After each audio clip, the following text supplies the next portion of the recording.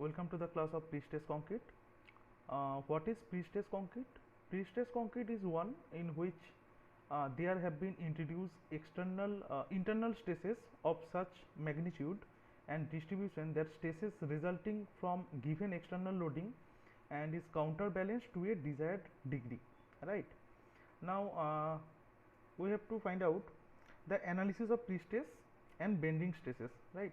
So there are some assumptions. So the first assumption is the concrete is homogeneous and elastic material, and number two is within the range of working stresses both concrete and steel behave elastically, okay, and Hooke's law is valid. And number three is a transverse plane section before bending remain plane after bending. Now move on to the concept of analysis.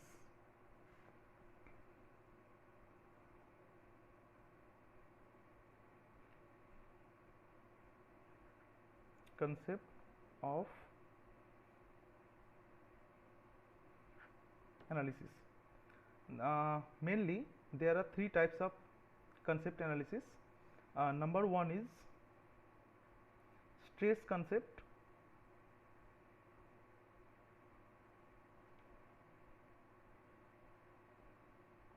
Number two is strength concept.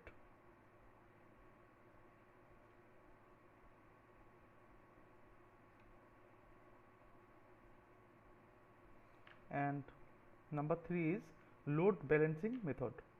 Okay, load balancing method. So these are the three types of analysis we have to follow. Now let's take stress concept analysis. There are two types of cases are there. Number one is when the beam is provided with a concentric load, concentric tendon, and case 2 is beams with eccentric tendon. Okay, here there is a stress concept method, and case 1 is beam provided with a concentric tendon. This is the figure, this is the beam, and there is a UDL, right, and the tendon is passed through the neutral axis. That means the beam we provided with a concentric tendon. Okay, and here is the force P, there is a compressive force, okay, and the actually this is the pre-stressing force, and it is applied on the tendon, okay, through the tendon. Then the direct compressive force should be, if we retain as, that is Fa, the expression should be P by A, that means force per area, that is unit area. And the extreme stresses at the section due to bending moment is F of B, that is stresses due to bending, and the expression should be plus minus m by z. Okay, and hence final stress at the extreme top edge should be P by A plus m by z. This is for in case of top edges, that is plus m by z, and in case of extreme bottom edges the expression should be P by A minus m by z. So this FB value plus minus m by z is follows as, if the top edges we have to find out the final stress, then value will be plus, and in case of bottom edges the value will be in minus. Now move on to case 2. The beam is eccentric tendon, that means the tendon is not passing through the neutral axis.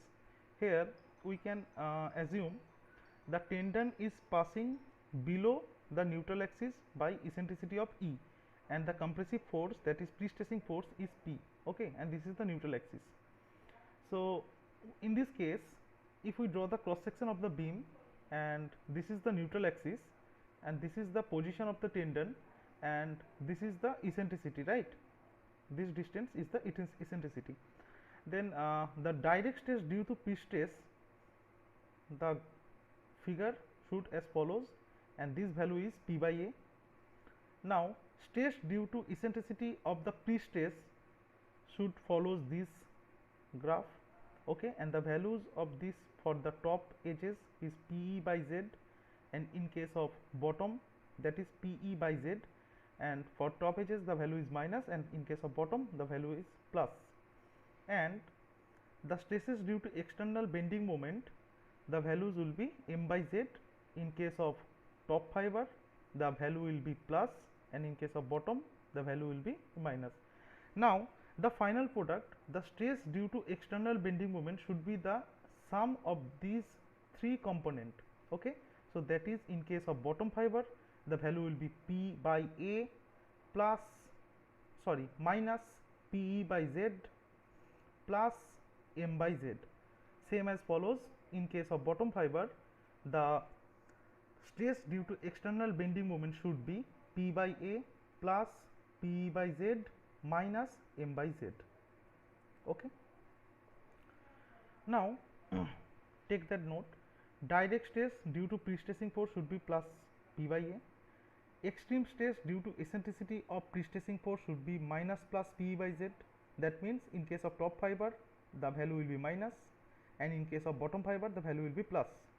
And extreme stresses due to bending moment should be plus minus M by Z. That means, in case of top fiber, the value will be M by Z plus, and in case of bottom fiber, the value will be minus M by Z. Okay. So, the final stresses should be, as I told earlier, the summation, that means this is the summation of these products would resulting by the follows. And by providing an eccentricity due to the tendon, a hogging moment is developed which will produce stresses which will counteract the stresses due to external bending moment. Now, move on to the methods of pre-stress. Okay. Pre-stress may be induced in the structure by various pre-stressing methods, some of which are explained as follows. That is, number one is internal pre-stressing. Internal pre-stressing. Now, what is internal pre-stressing? Actually, in this system, a pre-stressing force is applied to the high tensile steel, right? The steel reinforcement. That means, in the steel reinforcement, a pre-stressing force should be applied, and it induces internal compressive stresses in concrete. This mostly used method because of easy and accurate application. And internal pre-stressing can be done by two different methods. Number one is pre-tensioning, and number two is post-tensioning. Okay. So, this internal pre-stressing is two type, that is pre-tensioning, and number two is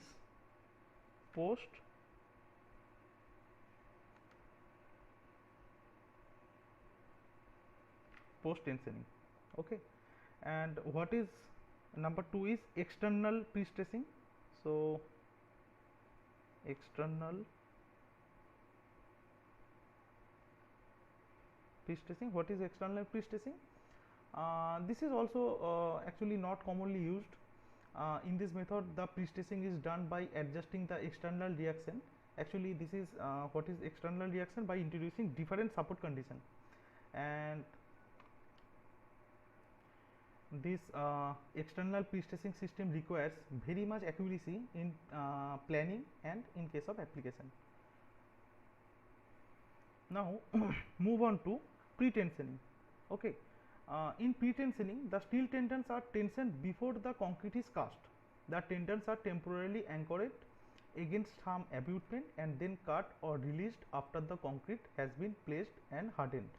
The pre-stressing force is transferred to this concrete by the bond along the length of the tendon, and pre-tensioning is generally is transferred to this concrete by the bond along the length of the tendon. Okay. And pre-stressing is generally done in pre-casting plants in permanent beds, which are used to produce pre-tension pre-cast concrete elements for the building industry. Now, move on to post-tensioning.